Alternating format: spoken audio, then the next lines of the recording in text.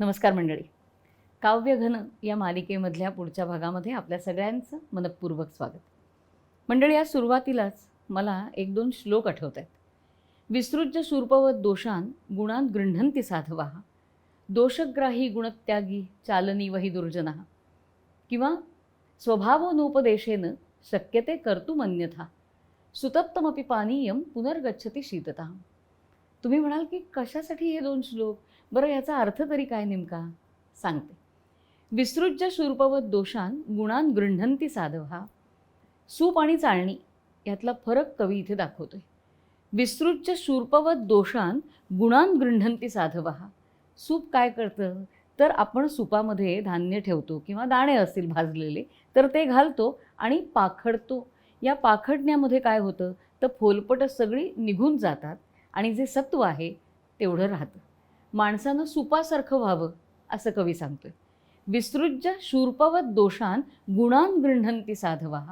आणि मग कुणासारखं होऊ नये तर चाळणीसारखं होऊ नये. का?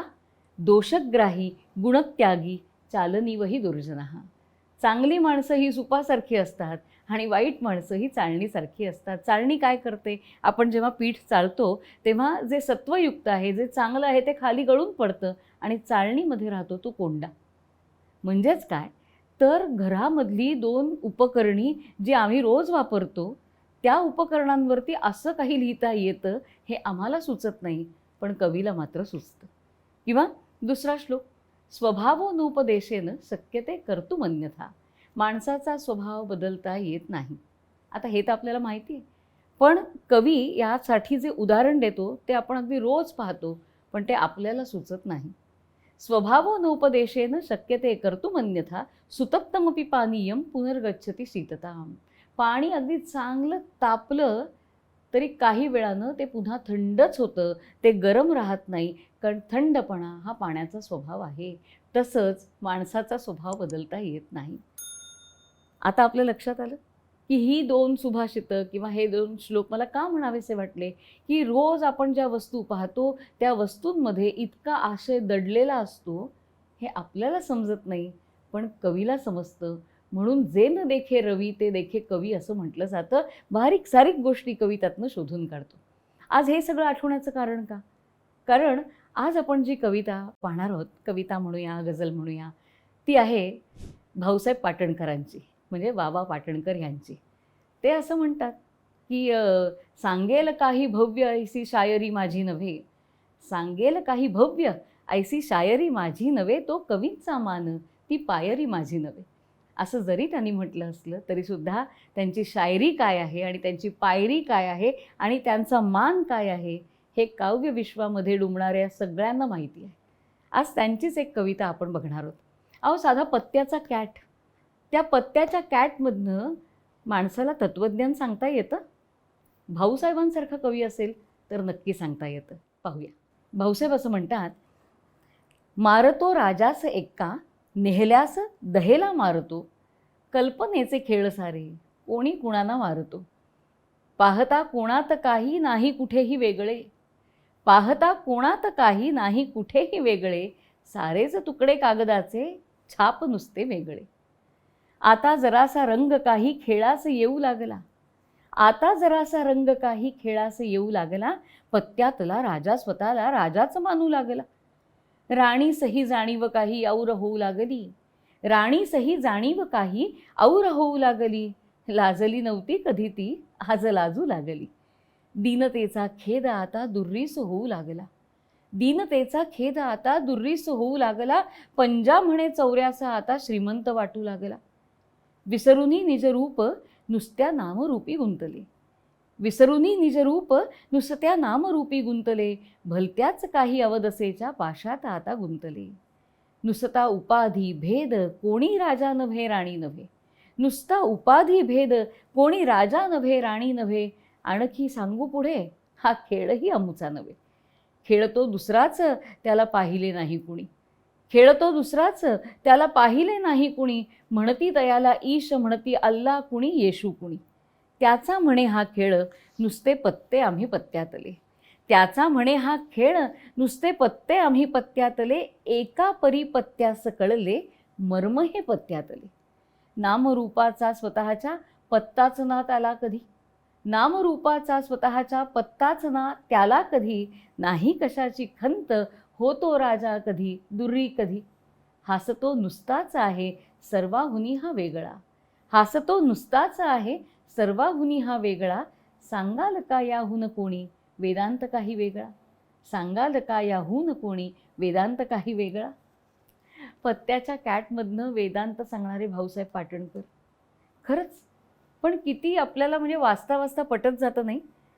समजा एखाद्याने राणी टाकली, माझ्याकडे राजा असेल तर मला किती आनंद होतो, कारण त्या राणीच्या वरचढ राजा आहे. कुणी नशी टाकली, माझ्याकडे दशी असेल तर मला केवढा आनंद होतो, कारण तो हात माझा होणार असतो. पण भाऊसाहेब आपल्याला जाता जाता विचार करायला सांगतात की अहो, ज्या हातासाठी तुम्ही धावताय ना, तो हातचा तुमच्या हातचा नाहीच आहे. आपण ज्याला गणित करताना हातचा म्हणतो ना, की 99+1 करताना जो हातचा वगैरे धरतो, भाऊसाहेब म्हणतात तो हातचा मुळात तुमचा नाहीच आहे. मग तो कुणाच्या हातचा आहे. जो माझ्या हातचा नाही तो त्याचा हात आहे.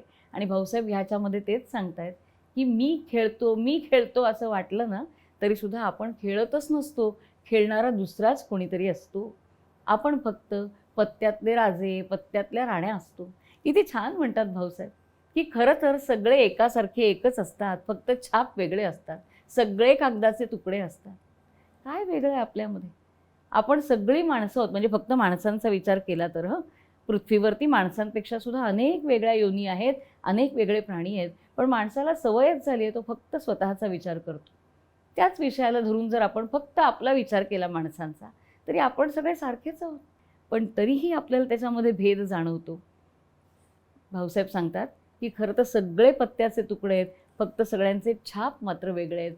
हे खरं तर पहिल्यांदा आपल्याला माहिती असतं, पण नंतर नंतर आपल्याला आपण खरंच राजा आहोत असं वाटायला लागतं. आणि हा जो भ्रम निर्माण होतो ना, या भ्रमातनंच हा सगळा संसार निर्माण झालेला आहे.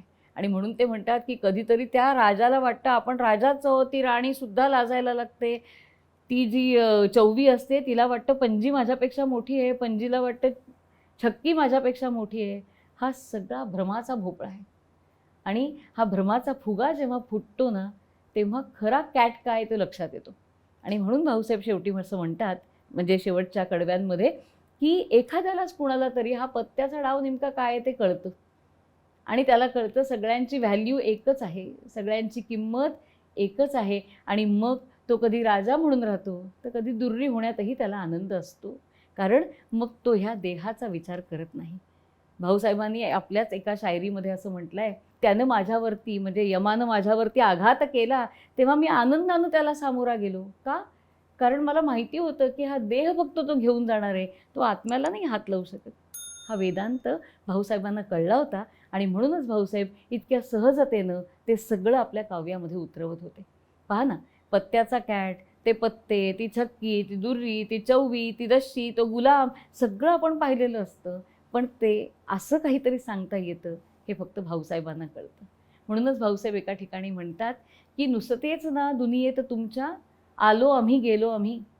नुसतेच ना दुनियेत तुमच्या आलो आम्ही गेलो आम्ही. भगवन तुझ्या दुनियेस काही देऊनही गेलो आम्ही. काय देऊन गेलो? तर ते म्हणतात की माझी शायरी हे माझं सर्वस्व होतं आणि ते आम्ही देऊन गेलो.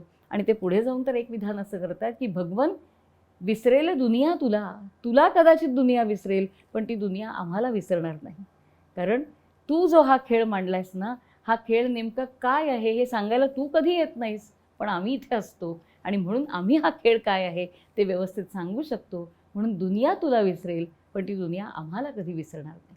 मला असं वाटतं की कवीच्या मनामध्ये जो जातिवंत कवी असतो ना, त्या प्रत्येकाच्या मनामध्ये हे कधी ना कधीतरी असतंच. अहो, कुसुमाग्रजांची एक कविता आहे, रद्दी. कुसुमाग्रज असं म्हणतात की घरातलं रेशन संपलं तेव्हा तू रद्दी विकायला काढलीस. आपल्या बायकोशी संवाद आहे. घरातलं रेशन संपलं तेव्हा तू रद्दी विकायला काढलीस आणि हसत हसत मला म्हणालीस तुमच्या कवितांचे कागद यात घालू, तेवढंच वजन वाढेल. तुमच्या कवितांचे कागद यात घालू, तेवढंच वजन वाढेल. मी म्हटलं की अगं, जे काम उद्या काळ करणार आहे ते तू आज कशाला करतेस? अगं, जे काम उद्या काळ करणार आहे ते तू आज कशाला करतेस? त्यावर मात्र तुझ्या डोळ्यात आसवं तरारली आणि तू म्हणालीस की मीच काय, पण काळसुद्धा हे काम कधी करू धजावणार नाही.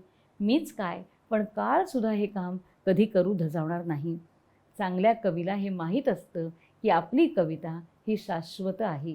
जे कुसुमाग्रज म्हणाले तेच भाऊसाहेब म्हणतायत की मला ही दुनिया कधी विसरणार नाही. आणि खरंच आहे भाऊसाहेब, तुम्ही इतकं काही आम्हाला देऊन ठेवलेलं आहे ना की आम्ही तुम्हाला कधी विसरूच शकत नाही. आणि म्हणूनच तुमचं स्मरण ह्या आजच्या भागामध्ये.